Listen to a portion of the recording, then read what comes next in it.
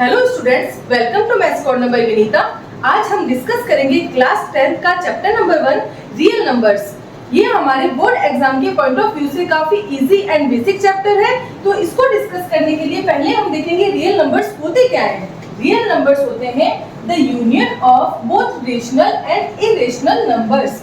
जैसा कि मैंने ये डायग्राम बनाया हुआ है, इसके अंदर मैंने लिखा है रियल नंबर्स में एक साइड लिखा है मैंने रेशनल नंबर्स एंड एक साइड है हमारा इरेशनल नंबर्स।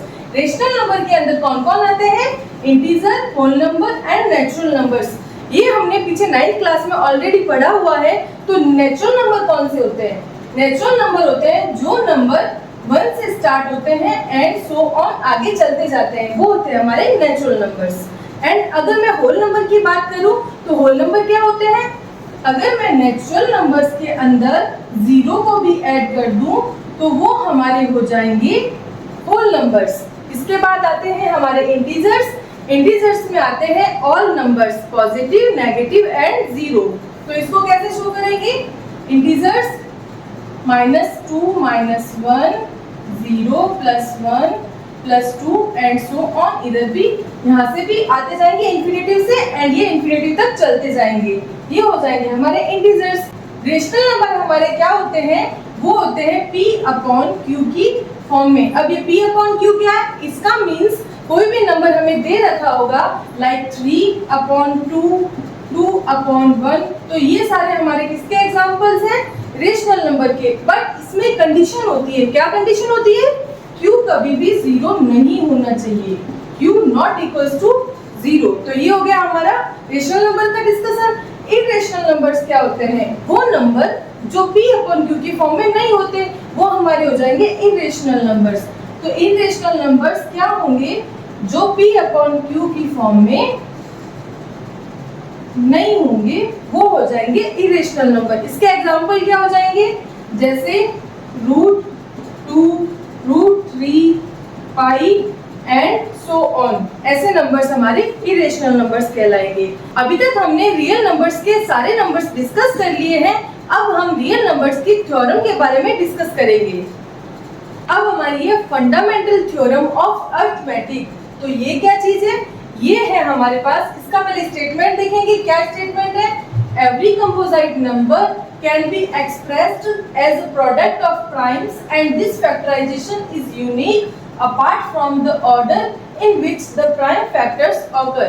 तो ये सब पढ़ने के बाद में अपने को कुछ समझ नहीं आया तो अपने को इसमें से वो चीज निकालनी है जो एग्जैक्टली ये कहना क्या चाह रहा है। तो ये कहना चाह रहा है कि कोई भी कंपोजिट नंबर है उसको हम प्राइम नंबर्स की मल्टीप्लिकेशन की फॉर्म में लिख सकते हैं। ये इसकी सिंपल सी लैंग्वेज में डेफिनेशन हो गई इस थ्योरम की। तो इसके लिए हमें पहले ये पता होना चाहिए ये कंपोजिट नंबर होता क्या है। तो composite number and prime number क्या होता है?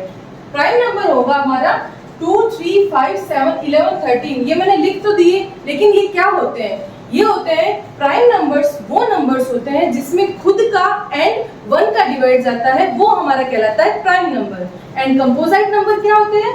कंपोजिट नंबर वो नंबर होते हैं जिनमें 1 के अलावा किसी और का भी डिवाइड जाता है, तो वो होते हैं हमारे कंपोजिट नंबर। और ये हमारी जो थ्योरम है वो हमें ये कहना चाह रही है कि जो कंपोजिट नंबर होगा उसको हम प्राइम नंबर्स के मल्टीप्लिकेशन के रूप में कैसे लिख सकते हैं। तो इसके लिए हमें क्या करना होगा? एक एग्जांपल से इस थ्योरम को समझना होगा। तो क्या है हमारा? एक एग्जांपल लेते हैं। जैसे मैं बोलूं 18, मेरा एग्जांपल है 18। 18 को मैं क्या लिखूंगी? ये 18 क्या है? एक कंपोजिट नंबर है बिकॉज इसमें 3 का डिवाइड जाता है, 9 का डिवाइड जाता है, 2 का भी डिवाइड जाता है। तो मैं इसको कैसे लिखूंगी? फैक्टराइजेशन करके। 18 का फैक्टराइजेशन करेंगे 2, 9, फिर 3 से जाएगा, 3 3 जा 9 एंड ये आ जाएगा 1। तो मैं इसको क्या लिखूंगी? 2 × 3 × 3। या फिर मैं इसको ऐसे लिख सकती हूँ 2 × 3 की पावर 2 एंड ये 2 के ऊपर आ जाएगा 1। जब कुछ नहीं होता तो पावर 1 होती है। इसका मतलब ये जो 18 है ये मेरा प्राइम फैक्टर्स के रूप में डिफाइन हो गया बिकॉज 2 भी एक प्राइम नंबर है एंड 3 भी एक प्राइम नंबर है। अब आती है बात 1 की। 1 को क्या कहेंगे हम? कंपोजिट नंबर या प्राइम नंबर? नो, 1 ना तो कंपोजिट नंबर होता है ना ही प्राइम नंबर होता है। ये हमारा एक मिथ होता है कि 1 को हम प्राइम नंबर में इंक्लूड कर लेते हैं, बट यहाँ पे मैंने एक नोट लिखा है 1 is neither prime nor a composite number, because 1 का सिर्फ एक ही फैक्टर होता है, वो होता है खुद 1। HCF and LCM। HCF क्या होता है? Product of the smallest power of each common prime factor in the numbers. And LCM क्या होता है? Product of the greatest power of each prime factor involve in the numbers. अब ये क्या बला है?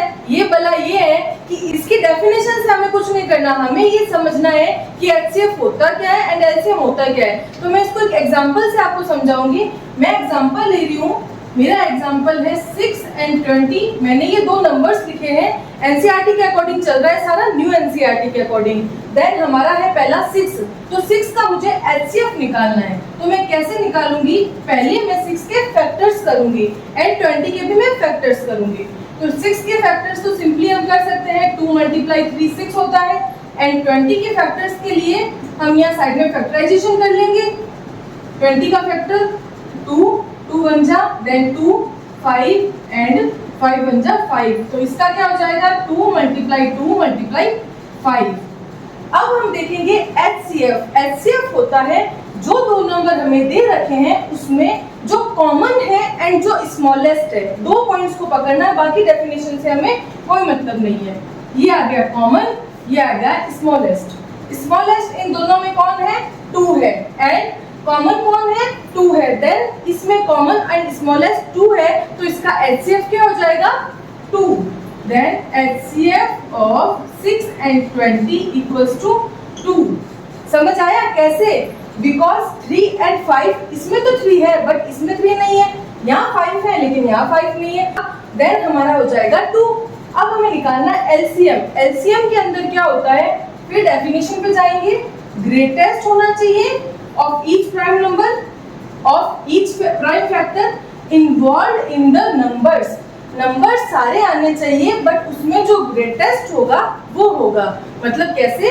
मतलब ऐसे कि अगर मैं इसका LCM पूछूं, LCM ऑफ 6 and 20, देन क्या आएगा? यहाँ पे मैं देखूंगी, यहाँ पे 3 की पावर 1 है, यहाँ 2 की पावर 1 है, बट मैं इसको कैसे शो करूंगी? 2 की पावर 2 × 5, 5 की पावर 1। तो यहाँ पे 2 की पावर 2 है, तो मुझे कौन सी पावर लेनी है? Greatest power. तो ग्रेटेस्ट पावर क्या आ जाएगी? 2 की पावर 2।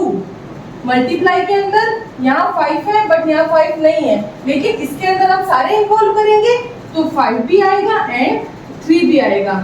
इन तीनों को कर देंगे मल्टीप्लाई। देन क्या आ जाएगा? 2 की पावर 2 हो जाएगा 4, 4 × 5 × 3, ये हो जाएगा 5 4 जा 20 एंड 23 जा 60। तो हमारा LCM क्या आएगा? 60। तो ऐसे हम LCM एंड HCF फाइंड कर सकते हैं। इस वीडियो में हमने जो भी टॉपिक डिस्कस किया है उसको आप एक नोटबुक में नोट डाउन कर लें, बिकॉज आगे जो वीडियोस आते रहेंगे सारे एक्सरसाइज के, तो आपकी एक नोटबुक रेडी हो जाएगी जो आपको आगे एग्जाम में बहुत हेल्प करेगी। तो इसके लिए आप एक नोटबुक बनाएं और उसके अंदर सारे वीडियोस के अकॉर्डिंग चलते जाएं और आपका उससे सारा सिलेबस कवर हो जाएगा एंड देन आप एग्जाम टाइम में उसको रिवाइज कर सकते हैं। सो अगर आपको ये वीडियो पसंद आया है तो लाइक करें, सब्सक्राइब करें एंड इसको ज्यादा से ज्यादा शेयर करें।